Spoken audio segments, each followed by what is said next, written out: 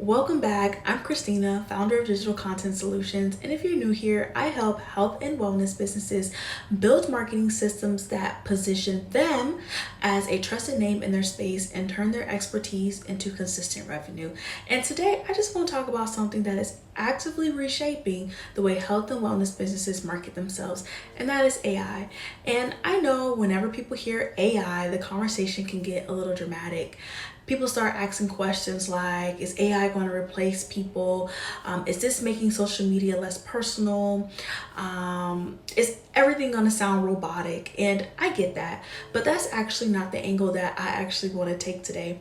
I want to talk about AI in a more practical way that matters if you are a health and wellness business and you're really trying to market your business and stay visible and create content consistently without burning yourself out. That's the important part. And the truth is, AI is already here. It's already changing how people work and how content gets created. But the brands that are adopting AI fast are the brands that are pivoting fast and are making huge strides in social media. So the real question is, how do you use AI well? How do you want to use it strategically? And how to use it without losing your voice, your values, and the trust that you've built your brand and your audience on? And that's what I want to talk about today. So here's just a little bit of what I'm seeing across the industry right now. In the health and wellness industry, many people are learning how to use AI strategically, and those who are doing so are adopting it fast, and they're also working faster. So they're using it to brainstorm their ideas, turn one piece of content into many pieces of content. They're using it for research, and they're creating marketing systems and content systems in their businesses. And so they're doing so without needing such a huge team. And that matters a lot because in the health and wellness industry, a lot of business owners are wearing multiple hats. So you're serving clients, but you're also answering the phone, you're managing operations, and then you're also trying to market your business and create meaningful content. And to be honest, that's a lot. So when people say AI is a trend, I don't see it that way. I see it as a tool that's changing the pace of businesses, literally changing the pace. And those who are using it are positioning themselves at an advantage. So at the same time, I want to clarify, using AI doesn't mean handing over your brand voice and your authenticity. It doesn't mean being generic or taking away that human element of your content. And I think that's where a lot of people kind of get this mixed up. They either avoid AI completely because they're afraid that it's going to make their brand feel a lot less personal, or they do just a little bit too much. And it can make their content feel very disconnected and lifeless in a way. And so the best use of AI is somewhere in the middle. So AI should support your thinking, but it shouldn't replace how you think. It should help you move faster. But you also don't want to sound like everyone else. You want to amplify your expertise, your perspective, and your experience as a professional. And so the thing is that AI cannot replace that human depth. It cannot replace that credibility. It can't manufacture that. But it can help you to structure your ideas and help you to get started. And so for health and wellness businesses, that's very important because a lot of your marketing is built on trust. And so people, they're not buying information from you. That's the start. They're buying confidence, care, and guidance. And so they really want to see how your unique perspective, and they want to see how you are solving problems. They want to see your personality in your content. So let's make this practical. I just want to walk you through 3 ways health and wellness businesses are using AI responsibly right now and how you need to be using that. So the first one is content ideation. So this one is one of the easiest places to start because a lot of people, once they start creating content, they're staring at a blank screen and they're like, where do I start? What do I say? Is it even important? Is it even worth sharing at this point? And that's a lot of mental energy, and that adds up, especially if you have a whole bunch of other things going on throughout your day.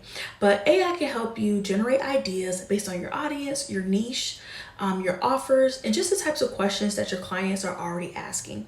So instead of just like sitting there and saying, okay, what do I post this week? We all go through that, right?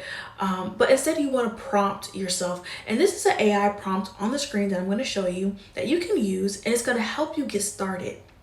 So this is just a prompt, a very general prompt, but of course you want to tailor it to your business, but it gives you a starting point. You still want to look at those ideas and kind of say, okay, what feels aligned? What is actually relevant to my audience? What do I have real perspective on? What conversations do I actually want to lead? You don't need to be a part of every conversation. And so AI is going to help you remove that friction of starting. Now, the second is repurposing. This is probably one of the most useful applications for busy business owners, because let's say you've already recorded a video or did a workshop or did a podcast, or let's say you even wrote a blog. What you want to do is take that content and reshare it. You may want to take it and you can create multiple blog posts from it. You can create multiple captions from it.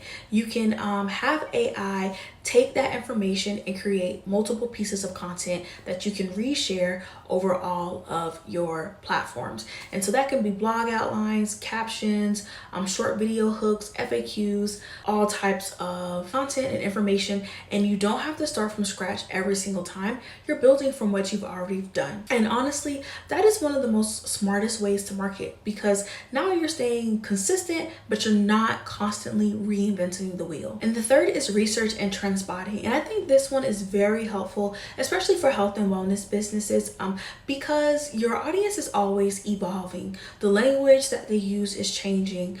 The concerns that they have shift. The trends move quickly. What people are talking about last week is not the same as what people are talking about today. And so what you want to do is have AI help you identify those patterns a lot faster. And you can use it to explore things like, what questions are people asking about your specific topic? What are common objections or hesitations that your audience may already have? And what are content gaps in your niche? What are things people aren't talking about? Pain points and themes that you should be speaking into more often. And now this doesn't replace actual market awareness or audience listening, but it can absolutely help you organize your insights faster and think more strategically about what your audience needs from you.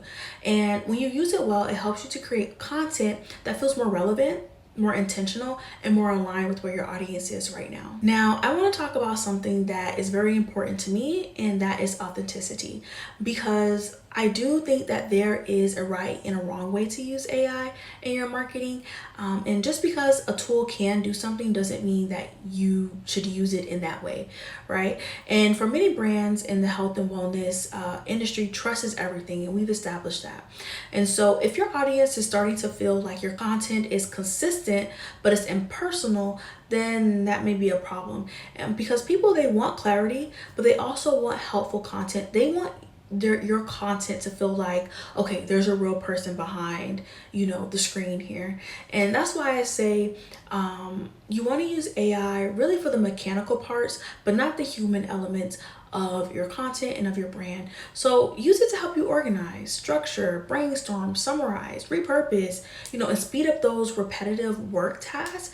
But when it comes to like your values, your convictions, and your deeper perspective, you really want to lead that. And so yes, there are AI tools that can help you with your tone and storytelling and just refining more of your personal content, but you still want to use that intentionally and not passively.